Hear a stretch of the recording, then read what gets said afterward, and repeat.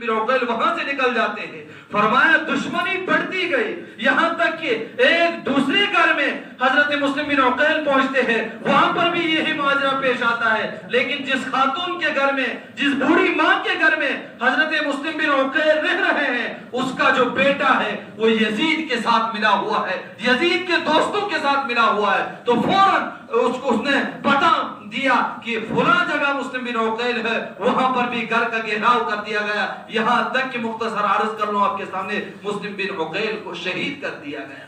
فرمایا یہاں سے حضرت حسین رضی اللہ عنہ چونکہ مسلم بن عقیل کا خط پڑھ کر چلتے ہیں, جب چلتے ایک بڑے پہاڑ پر پہنچ کر وہاں ایک شاعر کے ساتھ ملتے ہیں. ان سے کہا کہ آپ بتاؤ کوفہ والوں کی کیا حالت. کہا کوفہ والوں کے حالات یہ ہیں کہ وہ آپ کے ساتھ رہنا چاہتے ہیں, یزید کے خلاف ہیں, لہذا آپ آسانی سے جا سکتے ہیں. فرمایا آگے جب پہنچتے ہیں پھر ایک ساتھی سے ملاقات ہوتی ہے. کہا تو وہاں پر حضرت حسین رضی اللہ عنہ کو مسلم بن عقیل کے قتل ہونے کی خبر ملتی ہے, اور حضرت حسین رضی اللہ تعالی شدید غم میں مبتلا ہو گئے.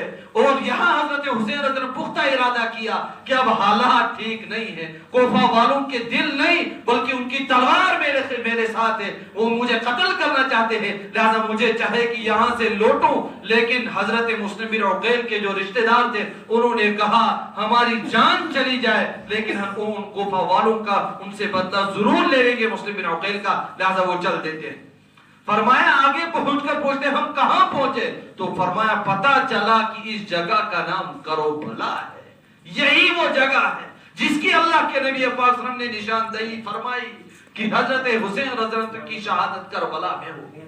فرمایا حضرت حسین رضی اللہ عنہ اپنا پورا قافلہ لے کے, اپنے بچے لے کے, اپنے چھوٹے سب بڑے لے کر پورا قافلہ چل رہا تھا. اور اس میدان میں پھر وہ جنگ ہو جاتی ہے. اس میدان میں حضرت حسین رضی اللہ عنہ کے ساتھ وہ ماجرا پھر پیش آتا ہے. فرمایا پھر حضرت حسین رضی اللہ عنہ جب اس میدان میں پہنچتے ہیں, یہاں سے یزید اور اس کے تمام حواریین پہنچتے ہیں, انہوں نے ان کا محاصرہ کیا. پھر بہت بڑا واقعہ, اس کو بہت بڑا واقعہ اس کا ذکر کیا گیا ہے. حالانکہ لکھا گیا ہے حضرت حسین رضی اللہ عنہ کے جو ساتھی تھے ایک ایک کر کے شہید ہوتے گئے.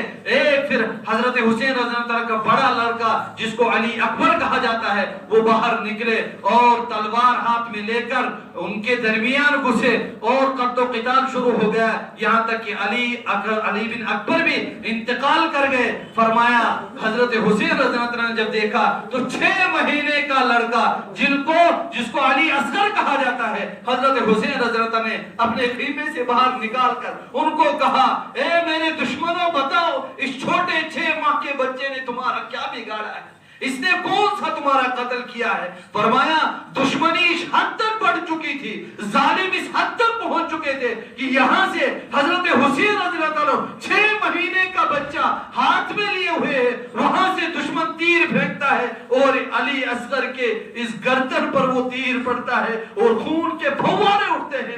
حضرت حسین رضی اللہ عنہ ہاتھ میں اٹھا کر اس کو آسمان کی طرف پھینکتے ہیں. یا اللہ آپ کے نبی کے نواسوں کے ساتھ کیا حال ہو رہا.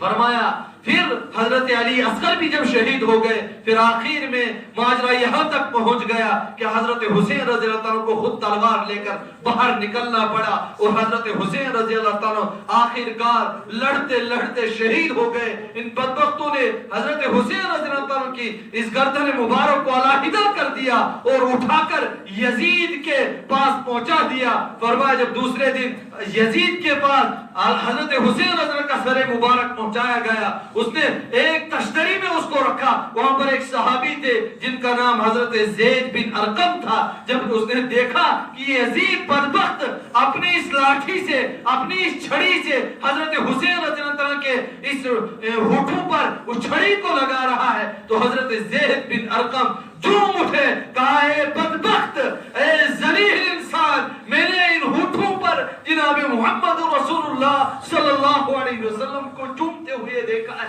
تو ان کے ساتھ یہ گندی لاٹھی لگا رہا ہے.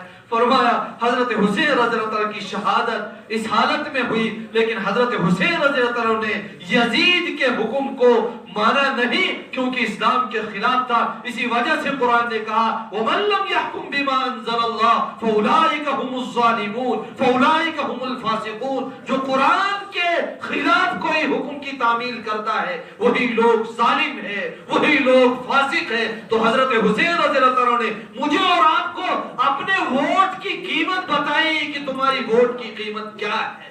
آج معمولی سمجھتا ہے انسان اپنے ووٹ کو استعمال کرنا. حضرت حسین رضی اللہ عنہ مجھے سکھایا، مجھے اور آپ کو سکھایا کہ یہ قبول ہے، مکہ اور مدینہ چھوڑنا قبول ہے، لیکن اللہ کے خلاف، قرآن کے خلاف زندگی گزارنا ہرگز قبول نہیں ہے. یہ امام حسین نے مجھے اور آپ کو کربلا کے میدان میں، مجھے اور آپ کو یہی میرے بھائیوں، بزرگ اور دوستوں سبق دے دیا. تو یہ اسی 10 محرم الحرام کو یہ واقعہ پیش آیا ہے. تو مختصر عرض کرنا تھا یہ کہ ہمیں ان واقعات کا، اپنی تاریخ کا مطالعہ ہونا چاہیے کہ ہمارے اسلام میں یہ دین، یہ کلمہ، یہ قرآن کتنی محنتوں اور مشقتوں کے ساتھ مجھے اور آپ کے پاس یہ قرآن پہنچا ہے. اگر ہم اس قرآن کے مطابق اپنی زندگی نہیں گزار رہے ہیں تو میرے بھائیوں، بزرگ اور دوستوں، ہم بڑے نقصان کے اندر ہیں.